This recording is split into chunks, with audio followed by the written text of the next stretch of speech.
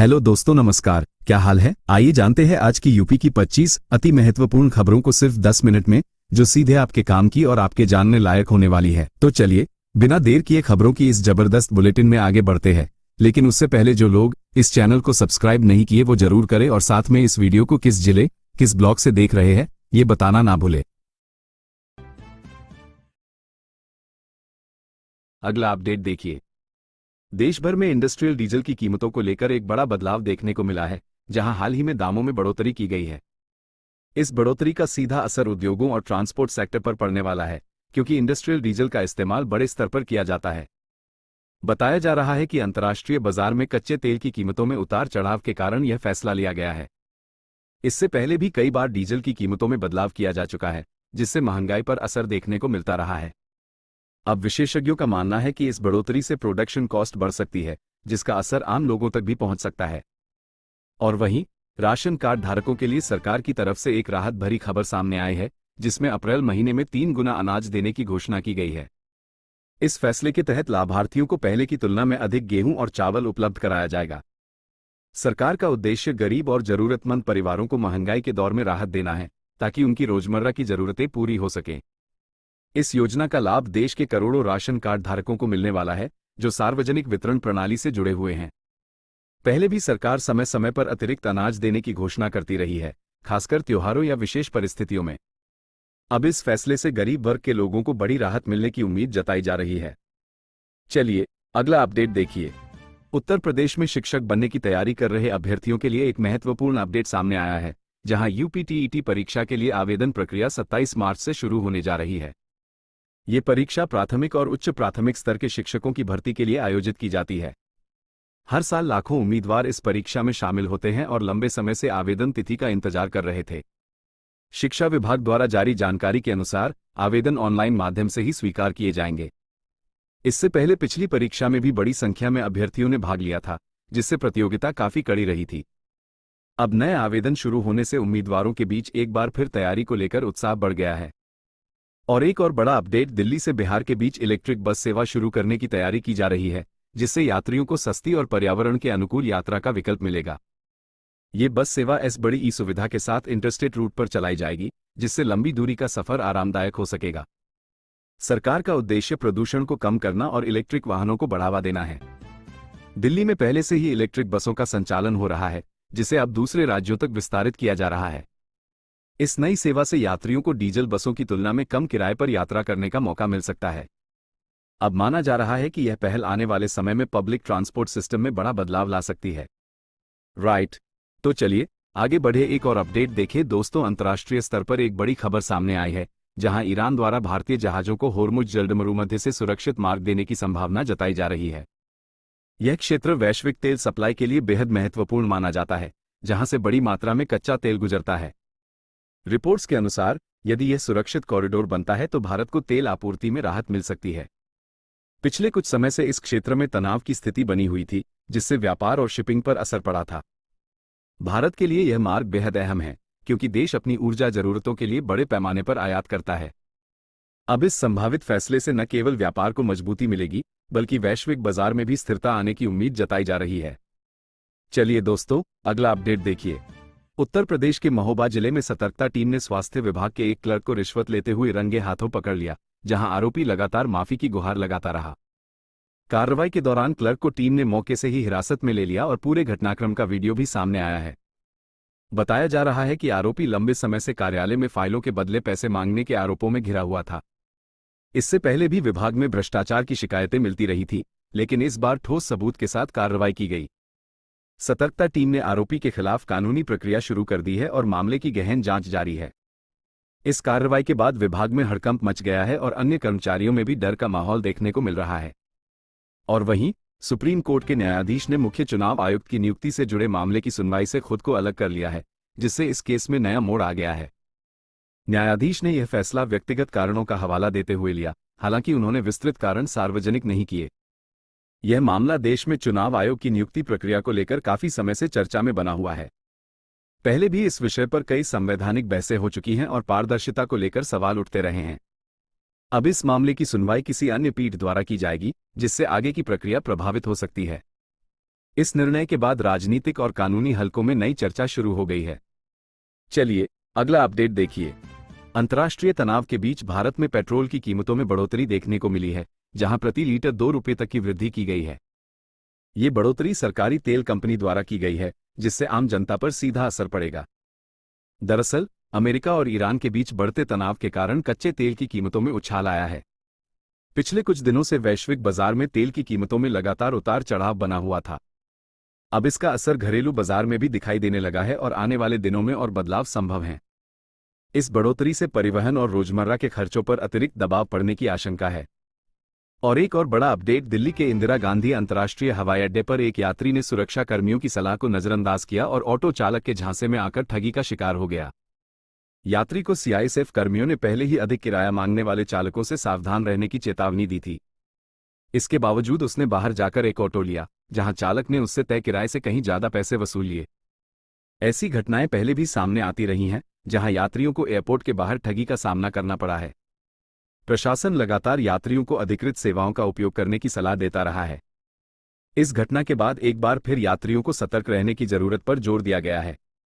देखिए दोस्तों, एक तो मध्य प्रदेश में जीएसटी विभाग से जुड़ा एक बड़ा प्रशासनिक बदलाव किया गया है, जहां अब ऑडिटिंग अधिकारी खुद सुनवाई नहीं करेंगे।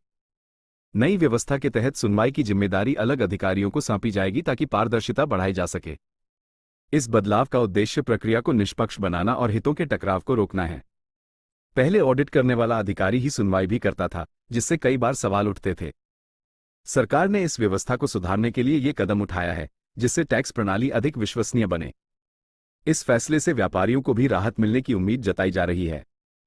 चलिए दोस्तों, अगला अपडेट देखिए। दिल्ली से कनाडा जा रही एयर इंडिया की फ्लाइट को बीच रास्ते में ही डाइवर्ट करना पड़ा, जहां बोइंग 777 विमान में तकनीकी समस्या सामने आई। एयरलाइन ने तुरंत सतर्कता दिखाते हुए फ्लाइट को सुरक्षित स्थान पर उतार दिया और यात्रियों की सुरक्षा सुनिश्चित की गई। बताया जा रहा है कि उड़ान के दौरान ऑपरेशनल दिक्कत महसूस हुई, जिसके बाद यह फैसला लिया गया। पहले भी कई बार लंबी दूरी की उड़ानों में तकनीकी कारणों से डायवर्जन के मामले सामने आते रहे हैं। एयर इंडिया ने सभी यात्रियों के लिए वैकल्पिक व्यवस्था की और आगे की यात्रा को सुचारू रूप से जारी रखने का भरोसा दिया। इस घटना के बाद विमान की विस्तृत जांच शुरू कर दी गई है ताकि भविष्य में ऐसी समस्या से बचा जा सके। और वहीं देश में ट्रैफिक नियमों को और सख्त बनाने की दिशा में बड़ा कदम उठाया गया है, जहां 1 साल में 5 चालान होने पर ड्राइविंग लाइसेंस रद्द किया जा सकता है। सरकार इस नियम के जरिए सड़क सुरक्षा को बेहतर बनाना चाहती है और लापरवाह ड्राइविंग पर रोक लगाना चाहती है। दरअसल लगातार बढ़ते सड़क हादसों को देखते हुए यह फैसला लिया गया है। पहले भी ट्रैफिक नियमों के उल्लंघन पर जुर्माने की राशि बढ़ाई गई थी, लेकिन अब लाइसेंस रद्द करने जैसी सख्ती जोड़ी जा रही है। इससे वाहन चालकों में अनुशासन बढ़ने की उम्मीद जताई जा रही है। प्रशासन ने लोगों से अपील की है कि नियमों का पालन करें और सुरक्षित ड्राइविंग को प्राथमिकता दें। चलिए अगला अपडेट देखिए। असम के तिनसुकिया में एक बैंक के एटीएम में चूहे ने भारी नुकसान कर दिया, जहां करीब 12 लाख रुपए के नोट कुतर दिए गए। ये घटना स्टेट बैंक ऑफ इंडिया के एटीएम में सामने आई, जिससे बैंक प्रशासन भी हैरान रह गया। बताया जा रहा है कि काफी समय तक एटीएम का इस्तेमाल नहीं हुआ, जिसके चलते चूहा अंदर घुस गया। इस दौरान उसने मशीन के अंदर रखे नोटों को कुतर दिया और बड़ा आर्थिक नुकसान हो गया। ऐसी घटनाएं पहले भी अलग अलग जगहों पर सामने आती रही हैं, जहां सुरक्षा में लापरवाही उजागर हुई है। बैंक ने मामले की जांच शुरू कर दी है और आगे ऐसी घटनाओं से बचने के लिए सुरक्षा बढ़ाने की बात कही है। और एक और बड़ा अपडेट, उत्तर प्रदेश के गोरखपुर में सड़क कनेक्टिविटी को मजबूत करने के लिए बड़े स्तर पर विकास कार्य शुरू किए गए हैं, जिससे क्षेत्र को नई रफ्तार मिलने वाली है। योगी सरकार द्वारा कई नई सड़कों और चौड़ीकरण परियोजनाओं पर तेजी से काम किया जा रहा है। इसका उद्देश्य शहर और ग्रामीण इलाकों के बीच बेहतर संपर्क स्थापित करना है। बीते कुछ वर्षों में प्रदेश में इंफ्रास्ट्रक्चर विकास पर विशेष जोर दिया गया है। नई सड़कों से व्यापार, आवागमन और आर्थिक गतिविधियों को बढ़ावा मिलने की उम्मीद है। स्थानीय लोगों का मानना है कि इससे रोजगार के अवसर भी बढ़ेंगे और क्षेत्र का समग्र विकास होगा। देखिए दोस्तों, एक तो दिल्ली का ऐतिहासिक पुराना लोहे का पुल जल्द ही बंद होने वाला है, जिसके स्थान पर नया आधुनिक पुल तैयार किया जा रहा है। प्रशासन ने सुरक्षा कारणों को ध्यान में रखते हुए इस पुल को बंद करने का निर्णय लिया है। ये पुल लंबे समय से दिल्ली की पहचान का हिस्सा रहा है और यातायात का महत्वपूर्ण साधन भी रहा है। हालांकि समय के साथ इसकी संरचना कमजोर होती गई, जिससे खतरे की आशंका बढ़ गई थी। अब नए पुल के निर्माण से यातायात व्यवस्था और अधिक सुगम और सुरक्षित होने की उम्मीद है। इस बदलाव से लोगों को शुरुआती असुविधा हो सकती है, लेकिन भविष्य में ये कदम काफी फायदेमंद साबित होगा। चलिए दोस्तों, अगला अपडेट देखिए। बिहार में सुशासन के लिए अब नीतीश मॉडल को अपनाने पर जोर दिया जा रहा है, जहां पटना में नेताओं ने इस मॉडल को आगे बढ़ाने की बात कही। इस दौरान प्रशासनिक सुधार और विकास योजनाओं को प्रभावी तरीके से लागू करने पर चर्चा हुई। बताया गया कि पिछले कुछ वर्षों में बिहार में शासन व्यवस्था को बेहतर बनाने के लिए कई कदम उठाए गए हैं। नीतीश कुमार के नेतृत्व में कानून व्यवस्था, शिक्षा और बुनियादी ढांचे में सुधार के प्रयास लगातार किए जाते रहे हैं। अब इसी मॉडल को और मजबूत बनाकर राज्य के विकास को नई दिशा देने की योजना है। इस पहल से प्रशासनिक पारदर्शिता और जनता को बेहतर सुविधाएं मिलने की उम्मीद जताई जा रही है। और वहीं चीन ने आर्टिफिशियल इंटेलिजेंस की मदद से हवा में ईंधन भरने की नई तकनीक विकसित की है, जिससे सैन्य क्षमता को बड़ा बढ़ावा मिला है। इस तकनीक के जरिए विमान उड़ान के दौरान ही एक दूसरे को ईंधन उपलब्ध करा सकते हैं। बताया जा रहा है कि इस सिस्टम में एआई का उपयोग कर सटीक नियंत्रण और सुरक्षा सुनिश्चित की गई है। पहले इस तरह की प्रक्रिया पूरी तरह मानव नियंत्रण पर निर्भर होती थी, जिसमें जोखिम भी ज्यादा रहता था। अब नई तकनीक से ऑपरेशन अधिक सुरक्षित और प्रभावी बनने की उम्मीद है। इस विकास को रक्षा क्षेत्र में एक बड़ी उपलब्धि के तौर पर देखा जा रहा है। चलिए अगला अपडेट देखिए। उत्तर प्रदेश के झांसी में जीएसटी रिश्वत मामले में आईआरएस अधिकारी प्रभा भंडारी को हाईकोर्ट से राहत नहीं मिली है। अदालत ने उनकी जमानत याचिका खारिज कर दी और मामले को गंभीर मानते हुए जांच जारी रखने के निर्देश दिए। यह मामला सीबीआई द्वारा दर्ज किया गया था, जिसमें रिश्वत लेने के आरोप लगाए गए हैं। इससे पहले भी भ्रष्टाचार से जुड़े मामलों में कई अधिकारियों पर कार्रवाई होती रही है। अदालत ने कहा कि इस तरह के मामलों में सख्ती जरूरी है ताकि गलत संदेश न जाए। अब इस केस में आगे की कानूनी प्रक्रिया और जांच पर सभी की नजर बनी हुई है। और एक और बड़ा अपडेट, उत्तर प्रदेश के आगरा में संपत्ति नामांतरण कराना अब महंगा हो गया है, जहां नगर निगम ने शुल्क में बढ़ोतरी कर दी है। नई दरें लागू होने के बाद लोगों को पहले के मुकाबले ज्यादा शुल्क देना पड़ेगा। बताया जा रहा है कि निगम ने राजस्व बढ़ाने और व्यवस्था सुधारने के उद्देश्य से यह फैसला लिया है। पहले लंबे समय से शुल्क में कोई बड़ा बदलाव नहीं किया गया था, जिसके कारण ये कदम उठाया गया। इस फैसले से आम लोगों पर अतिरिक्त आर्थिक बोझ पड़ सकता है। हालांकि प्रशासन का कहना है कि इससे सेवाओं को और बेहतर बनाने में मदद मिलेगी। देखिए दोस्तों, एक तो श्रीलंका ने अमेरिका के युद्धक विमानों को अपने यहां उतरने की अनुमति देने से इनकार कर दिया है, जिससे अंतर्राष्ट्रीय स्तर पर चर्चा तेज हो गई है। यह फैसला सुरक्षा और रणनीतिक कारणों को ध्यान में रखते हुए लिया गया है। बताया जा रहा है कि अमेरिका ने अपने सैन्य विमानों के लिए लैंडिंग की अनुमति मांगी थी। श्रीलंका पहले भी अपने क्षेत्रीय हितों को ध्यान में रखते हुए ऐसे फैसले लेता रहा है। इस कदम को वैश्विक राजनीति और शक्ति संतुलन के नजरिए से महत्वपूर्ण माना जा रहा है। विशेषज्ञों का मानना है कि इससे क्षेत्रीय संबंधों पर भी असर पड़ सकता है।